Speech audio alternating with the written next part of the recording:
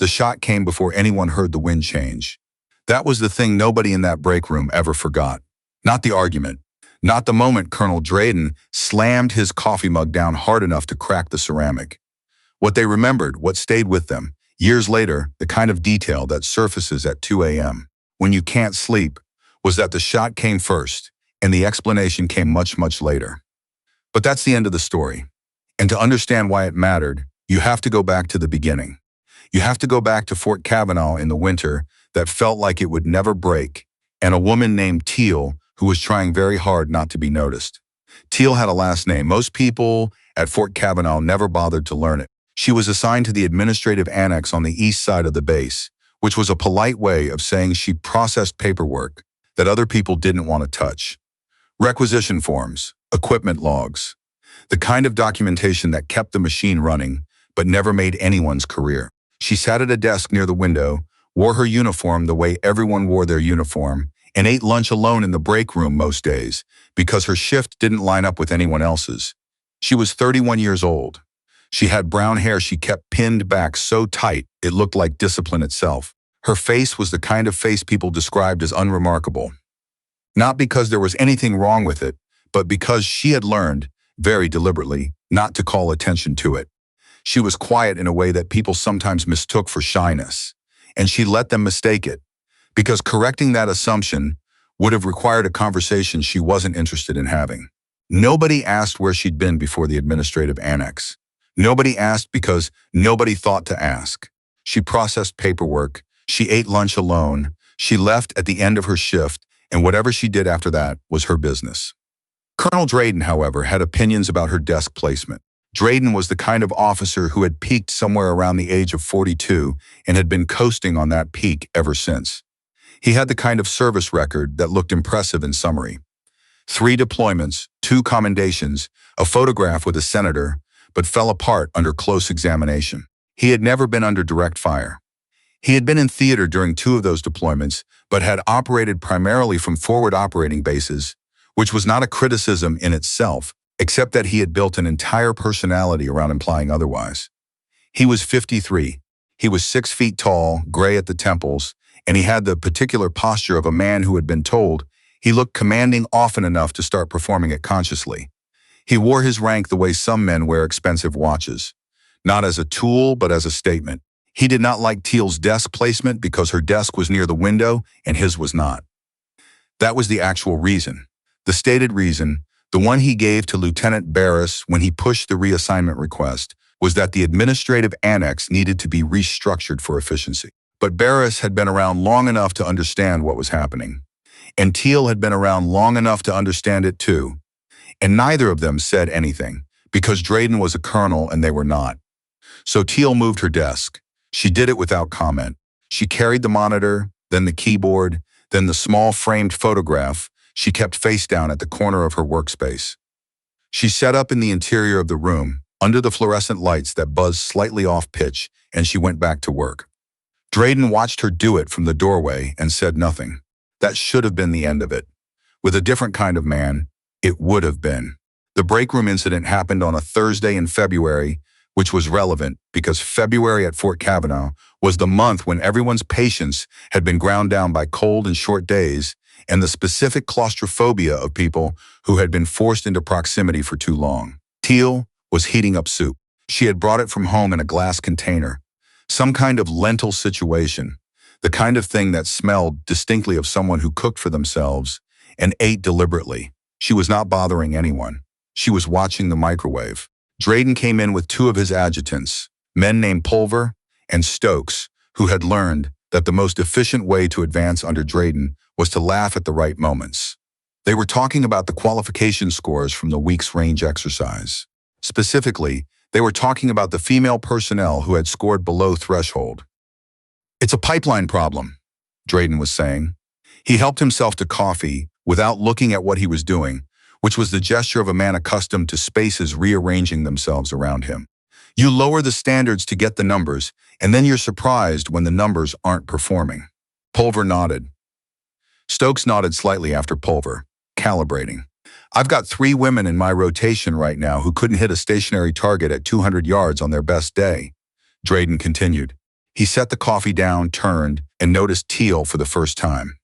He looked at her the way someone looks at furniture they've decided is in the wrong place. No offense, Teal's soup was done. She took it out of the microwave, set it on the counter, and picked up her spoon.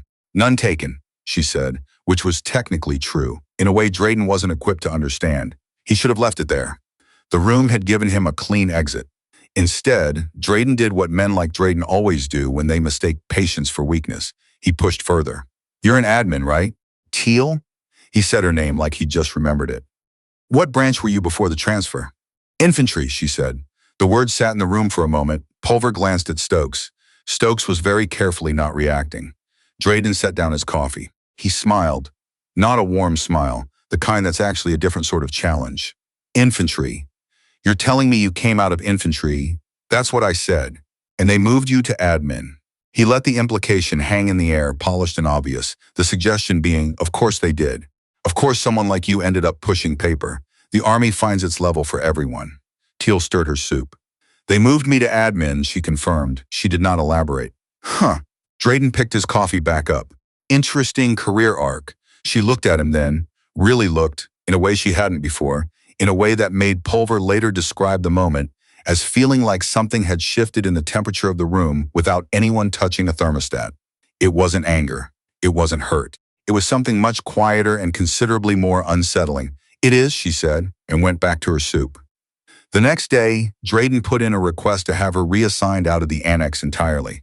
His stated reason was performance concerns, which was a bureaucratic fiction so thin that Barris held the request for 4 days before signing it, hoping Drayden would forget about it or find a different target. He didn't forget. Barris signed it. Teal received the notice on a Tuesday morning. She read it. She folded it in half. She put it in the pocket of her uniform and went back to the form she'd been entering into the system, which was an equipment requisition for cold weather gear that 3 separate units needed and would not receive until at least mid-March because the request had been buried in the system for 6 weeks before landing on her desk. She finished the form. She submitted it. Then she took out her phone and sent a single text message to a number that wasn't saved under any recognizable name. The reply came in 11 minutes. It said, "When?" She replied, "Soon." What nobody in the administrative annex knew, what nobody at Fort Kavanaugh, outside of a very small and very classified circle, knew, was that Teal's full name was Sergeant First Class Adrian Teal, and that her transfer to admin was not a transfer at all. It was a cover assignment, the kind given to personnel whose actual work cannot be documented in the places where documents are typically kept. She had spent 4 years in a unit that did not appear on any organizational chart. The unit had a name that was never used, and a designation that appeared only in documents requiring 2-person integrity to access. She had operated in 11 countries. She had been under fire in 7 of them. She had 3 confirmed long-range engagements at distances that were officially impossible for the equipment she'd been issued, which was why the equipment manifest listed something different from what she'd actually carried. She had been awarded a decoration that she could not display for an action she could not describe, in a location that did not exist. The cover assignment at Fort Kavanaugh was meant to last 6 months while her unit cycled through a reauthorization process that required all personnel to be technically detached from their real positions. She was supposed to sit at a desk, process paperwork, be unremarkable, then disappear back into the architecture of classified operations and leave no particular impression behind. Drayden had made that last part difficult. The text she'd sent was to a man named Galt. She'd worked with Galt for 3 years. He was the kind of person who materialized when needed and was otherwise invisible, which was a trait they shared, and the basis of a working relationship that was the closest thing either of them had to friendship. Galt arrived at Fort Kavanaugh the following Friday in the uniform of a civilian contractor, which he wore with the specific discomfort of someone who found civilian clothes vaguely suspicious. He met Teal in the parking lot of the commissary at 11:30 hours, which was when foot traffic peaked and individual conversations became anonymous. "You could file a complaint," he said. He was watching a car back out of a space with the attention of someone who had learned to watch everything. "I'm not going to file a complaint," Teal said. "You could request an early extraction from the cover assignment." "I'm not going to do that either." Galt was quiet for a moment. "So what are you going to do?" Teal had her hands in her jacket pockets. The February wind was the kind that found every gap in your clothing and settled in. I'm going to the inter-unit qualification exercise next Thursday, the one Drayden runs. Galt looked at her. You're not scheduled for that. I am now. Barris owes me a favor. What kind of favor? The kind where I found an error in a deployment document that would have sent his entire company to the wrong coordinates, and I fixed it before anyone noticed, and I didn't tell anyone I fixed it. Galt processed this. And you want to be in Drayden's qualification exercise. I want to be in Drayden's qualification exercise. As an admin clerk. Another pause. The car finished backing out. A woman with 2 children walked past without looking at them. What's the event? Galt asked. Long-range precision. 5 stations. 1,000-yard final.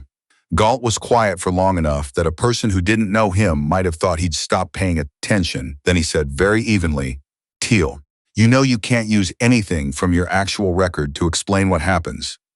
I know. So if you perform the way I think you're going to perform, Drayden is going to have questions you can't answer. That, she said, is his problem. The inter-unit qualification exercise happened on a Thursday morning when the temperature had dropped back below freezing overnight and hadn't recovered. The range was set up across 6 lanes on the north end of the base, with the 5-station progression running from 200 yards out to 1,000. It was not a casual exercise. It was the kind of event that appeared in personnel files and affected rotation assignments, and people took it seriously. There were 19 participants. Teal was the only one from the administrative annex, and she was there because Barris had quietly added her name to the manifest 4 days prior and not mentioned it to Drayden. Drayden noticed when he was reviewing the list the morning of. He called Barris. Why is your admin clerk on my range card? Voluntary participation, Barris said. She requested it. She's within her rights. A pause. She's going to slow down the rotation. She'll keep up.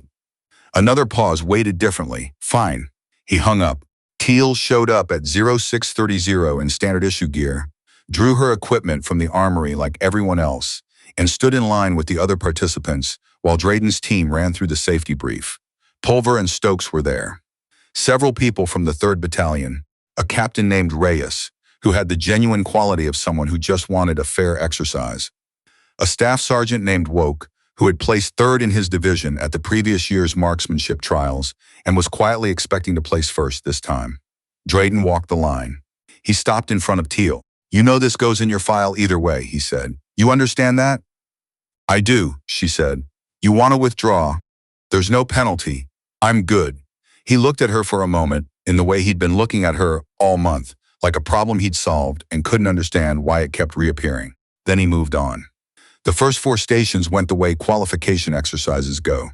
People hit, people missed, scores were recorded.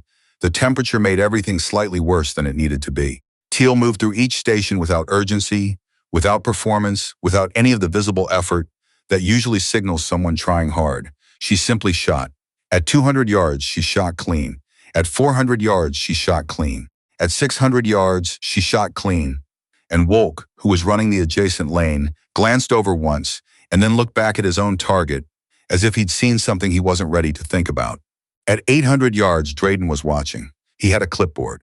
He had been annotating scores with the careful attention of someone building a case, though what case he thought he was building had grown less clear to him over the previous 3 stations. He watched Teal settle into her prone position at the 800-yard line with the specific economy of someone who had done this more times than they could usefully count. No adjustment, no visible calibration. She found the position, and it fit her like something that had been shaped to her exact specifications over many years. She shot 3 times, 3 hits. Pulver, standing beside Drayden, said nothing. Stokes, on the other side, also said nothing. The silence between them was the particular silence of men recalculating. Drayden wrote the score on his clipboard. His handwriting did not change. His face did not change. But something behind his eyes shifted in a way that the people near him noticed and did not comment on. The 1,000-yard station was the last. It was the one that filtered out most of the field. At that distance, wind mattered. Temperature mattered. The relationship between shooter and rifle became something almost philosophical, a negotiation between human limitation and the physics of a projectile crossing 1/3 of a mile through imperfect air. Woke shot first, on the adjacent lane. He scored 2 out of 3, which was excellent. He knew it was excellent. He stood up from the prone position with the satisfied posture of someone who had done what they came to do. Then Teal got down. She had a way of going still that was different from other people's stillness. Other people went still by stopping. She went still by becoming a different thing entirely, something that existed in a different relationship to the environment around it. The wind was moving. The cold was present. She was neither fighting it nor ignoring it. She was doing something harder to name, something that looked from the outside like an absence, but was actually the most focused kind of presence. The first shot hit center. Someone behind the line said something under their breath. It wasn't clear what. The tone was not casual. The second shot hit half an inch from the first. Drayden had stopped writing on his clipboard. The third shot hit inside the group. 3 rounds. 1,000 yards. Group you could cover with a silver dollar. The range went quiet in the way that spaces go quiet when something has happened that reorders the assumptions everyone brought in with them. Woke was looking downrange at Teal's target with the expression of a man who had just watched someone do something he would have told you. Wasn't possible with that equipment, in those conditions, from a cold start. Captain Reyes said quietly, to no one in particular. Who is she? Nobody answered immediately. Then Stokes said carefully, she's an admin. Reyes looked at Stokes. What was she before admin? Another pause longer this time. Infantry, someone said. Drayden found Teal at the weapons clearing station after the exercise. She was going through the post-range procedure with the methodical attention she brought to everything. Clearing, inspecting, returning. He waited until she was done. He had the clipboard under his arm, and he was no longer writing anything on it. Where did you train? He said, not a casual question. The kind you ask when you already know the answer isn't going to be simple. I've had good instruction, Teal said. She handed the rifle back to the armorer. That's not what I asked. She looked at him then. Same look as the break room, the one that Pulver had described later as a temperature change. I know what you asked, Colonel. Your personnel file doesn't reflect anything close to what I just watched. Personnel files reflect what they're authorized to reflect. He stared at her. The implication had landed. He was a man who had spent 30 years in the military, and he understood in that moment what authorized to reflect meant when someone said it with that particular lack of inflection. You're a cover assignment, he said. It wasn't a question. She didn't confirm it. Confirming it would have been a disclosure she wasn't authorized to make. But she didn't deny it either. Because denying it to a man who had just watched her shoot would have been an insult to both of them. My desk placement, she said, should not have been a problem. He had the grace or the intelligence to understand what she meant. He was not being confronted about the range exercise. He was being told, quietly, without accusation, with the kind of directness that doesn't require volume, that a man who had spent his career implying things about his own combat experience had spent the last month making the professional life difficult for someone whose actual combat experience was classified because the truth of it was too operationally sensitive to appear in a record. He said nothing for a long moment.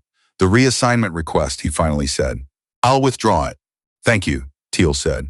The same tone she'd used when she said none taken in the break room. Correct on the surface. Weighted underneath was something he was only now beginning to understand the dimensions of. She picked up her jacket. She walked back toward the annex. Barris heard about the range exercise scores by noon. By 1400, he had the full picture, because the base had the particular information ecosystem of any closed environment. Things moved fast when they were interesting, and what Teal had done at the 1,000-yard line was one of the most interesting things the range at Fort Kavanaugh had seen in several years. He didn't say anything to Teal directly.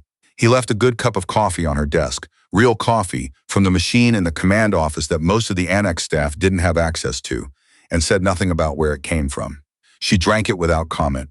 Galt texted her at 16:30. How'd it go? She replied. Fine. He replied. Drayden? She replied. He'll be fine too. There was a pause. Then Galt sent one more message. You could have just filed a complaint. She looked at that for a moment. Then she put her phone back in her pocket and went back to the equipment requisitions she'd been working on. The cold weather gear that 3 units needed and hadn't received. She'd found a routing error that had been holding it up for 6 weeks. A clerical oversight, simple to fix if you knew where to look. She fixed it. She submitted the correction. The gear would ship by the end of the week. Nobody would know she'd done it. That was fine. It wasn't the kind of thing that needed to be known. It just needed to be done. The reassignment request was formally withdrawn 11 days later. Drayden signed it himself. He did not explain his reasoning in the document because the reasoning was not something you could explain in a document. It was the kind of thing you understood through the specific humiliation of having misjudged the weight of what was standing quietly in front of you. He had looked at a woman eating soup alone in a break room and seen a problem to be managed. He had not seen what she actually was, which was the kind of person the paperwork about people like him was designed to protect. That's what he'd understood finally at the 1,000-yard line. Not just that she could shoot. He'd understood the shape of his own assumptions, the way they had organized themselves into a picture that was convenient and comfortable and completely wrong.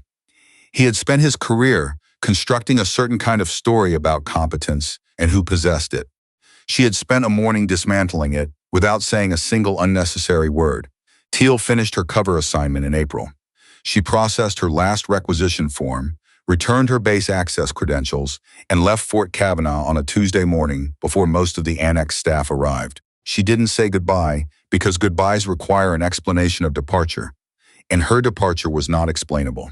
Barris found a note on his desk. It said the routing error on the cold weather requisition. Check form DS-47, line 12. It'll happen again. Now you know where to look. He kept the note. He framed it, eventually, not because it was sentimental, but because it was useful, and because it reminded him of something. He'd learned that February, watching a woman he'd underestimated prove every assumption in the room exactly wrong. Some people perform their competence. They need you to see it, to acknowledge it, to reflect it back so they can be sure it's real. And then there are people like Teal. People who have gone so far past the need for acknowledgement that they've arrived somewhere quieter and more permanent. People for whom the work is the thing, the form submitted, the error corrected, the shot placed, regardless of who is watching or whether anyone ever connects the result to the person who produced it. The shot at the 1,000-yard line was the one people talked about. The cold weather gear that shipped by Friday was the one that mattered. Teal knew the difference. That was the whole point.